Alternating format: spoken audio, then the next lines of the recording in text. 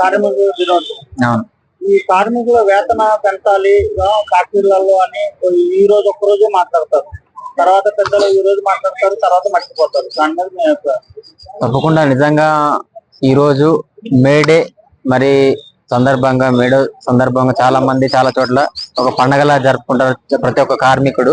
So ఈ May Day ప్రపంచ కార్మికుల ఎక్కడో మనం చాలా 100 సంవత్సరాలకి వెళ్ళి చూస్తున్నాం. 1862 సంవత్సరంలో ఇది చికాగోలో అప్పట్లో అక్కడ కార్మికుల వేతనాలు జరగలేదు. ఒక పెద్ద కంపెనీ పెట్టుబడిదారి అని చెప్పేసి అప్పట్లో ఒక 100-200 సంవత్సరాల క్రితమే మన భారతదేశంలో కూడా బ్రిటిష్ వాళ్ళు వచ్చి మనం సంపాదించుకోబోయి సో అలా అంత శ్రమ దోపిడీ జరిగింది.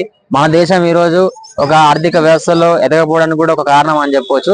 అలా అవి మన అన్ని అనుభవాలు జరిగినాయి. స్వతంత్రం వచ్చాక కూడా మళ్ళీ మన భారతదేశంలో చాలా మంది పెట్టుబడిదారులు సంస్థలు పెట్టడం, 100 కోట్లు పెట్టడం, అలా చాలా మంది పేదరికం మరి మధ్యతరగతి దిగువ తరగతి వాళ్ళే పనిచేస్తారు ఎక్కడైనా సరే. మరి ఇలాంటి కంపెనీలు రావాలి, వచ్చినా కానీ అది ఎలా ఉండాలంటే సామాన్యుల శ్రమను గుర్తించే విధంగా సామాన్యులకి మరి ఒక పనితో పాటు ఇంకో 4 పనులు కల్పించే విధంగా ఉండాలి. కానీ ఇప్పుడు వచ్చే చాలా మంది ఇప్పుడు మనం చూస్తున్నాం హైదరాబాద్ లాంటి పెద్ద పెద్ద నగరాల్లో కూడా చాలా పెద్ద భారీ పెట్టుబడి సంస్థలు అయిపోయినాయి.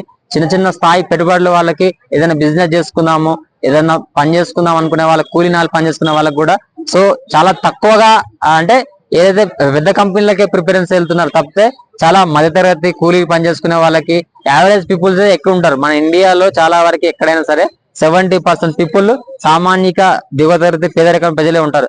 ఏ కంపెనీ వచ్చినా ఏ ప్రొడక్ట్ వచ్చినా కొనేది మనమే, చేసేది మనమే.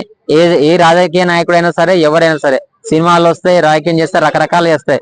ఇన్ని మననే చూసాం. మనం ఆర్టీసీ 3 రోజులు బస్సు నడిపే వరకల్లా చాలా సమస్యలు వచ్చాయి, చాలా రకరకాలుగా. ఇప్పుడు గ్యాస్ ధరలు పెరిగేసి సో అవన్నీ కూడా ఒక టిఫిన్ చేయాలంటే ఒక సాధారణ మానవుడు సో పెద్ద పెద్ద హోటల్స్ పోతే 200, 100 వాళ్ళు అంటే ఎవరు కూడా చిన్న వాళ్ళు చెప్తారు. కానీ అవన్నీ మాత్రం ఖచ్చితంగా మళ్ళీ మానవులనే మారుతాయి. ఒక గతంలో ఎలా అయితే ఉద్యమాలు వచ్చాయో మళ్ళీ అలా ఆ విధంగానే రావడానికి మళ్ళీ ఈ యొక్క రాజకీయ నాయకులు అలా తయారు చేశారు జనాలు కూడా. ఈ అడ్డగోలుగా హామీలు ఇవ్వడం, చెప్పేయడం, ఒక అంటే ప్రణాళికబద్ధంగా పనిచేయకపోవడం, ఇలా చాలా మంది అలా మనకు స్వతంత్రం వచ్చాక కొంత విముక్తి జరిగింది. కార్మికుడికి మినిమం 8 గంటలే శ్రమ ఉండాలి, వీలైతే 7 గంటలే. కానీ ఇప్పుడు పెద్ద పెద్ద కంపెనీల్లో 10 గంటలు, అవసరమైతే 12 గంటలు. ఈ ఓలా ఊబర్ కంపెనీలు వచ్చినా కూడా ఇంకా అసలు నిరంతరంగా ఇంకా పోరాటం అయిపోయింది. అప్పట్లో అయితే కొద్దిగా ప్రశాంతంగా ఉండేటోళ్ళు. ఇప్పుడు ఎక్కడ పోయినా ఏ కంపెనీలో సాఫ్ట్వేర్ అంటారు 50,000కి ఇప్పుడు నార్మల్ పని చేస్తారు. పొద్దున్నాక ఇంకా 24 hours ఎవరు పట్టించుకోకూడదు, అదే అయిపోయింది ఎక్కడైనా.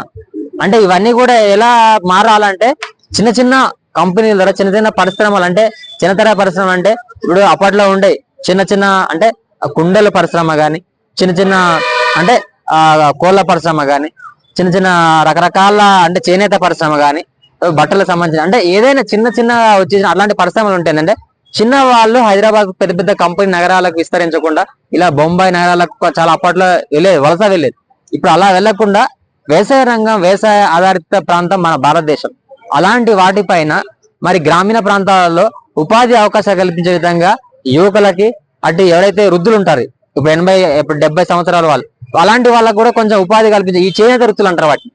ఎవరైతే ఈ చీరలు చేనేత కార్మికులు సన్నగా కొన్ని మామూలుగా ఇప్పుడు ఆర్తాల పంటలు అంటారు, అవన్నీ కూడా ప్రభుత్వం కొన్ని వీటి అన్నింటిని ప్రోత్సహిస్తే ఇటు మనకు ఆహారం, ఇటు చిన్నతర పరిశ్రమలు, సో ఇటు పెద్ద పెద్ద కంపెనీలు యువతకి కల్పించాలి. మీరు అన్నట్టు జాబ్స్ పరంగా పెద్ద కంపెనీలకు పెట్టుబడి పెట్టే యువతకి ప్రోత్సహిస్తే కొత్త యూత్ ఎంపవర్మెంట్.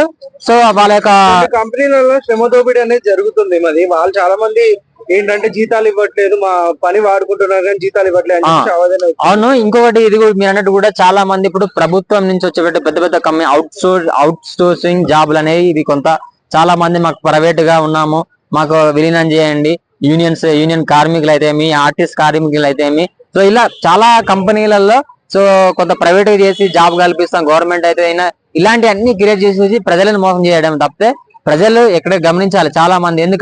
ఎందుకు మోసపోతారని మీరు అడగొచ్చు. ఎందుకంటే వాళ్ళకి చదువు రాదు. సో ఒకటి వస్తుందని ఎక్స్పెక్ట్ చేసే వరకల్లా, ఆశ చూపించే వరకల్లా అరే మాకు ఇది అవుతుందేమో అని చెప్పేసి ఒక నమ్మకంతో వెళ్తుంటారు. అలా ప్రతి ఒక్కరు అన్ఎడ్యుకేటెడ్, వాళ్ళు చదువుకోరు ఎక్కువ, అందరు 10th లోపే. ఇలా ప్రతి ఒక్కరు చాలా వరకు ఎడ్యుకేషన్ తక్కువ చూపించి శాలరీలు ఎక్కువ అని చెప్పేసి అక్కడ పోతే ఏముండు.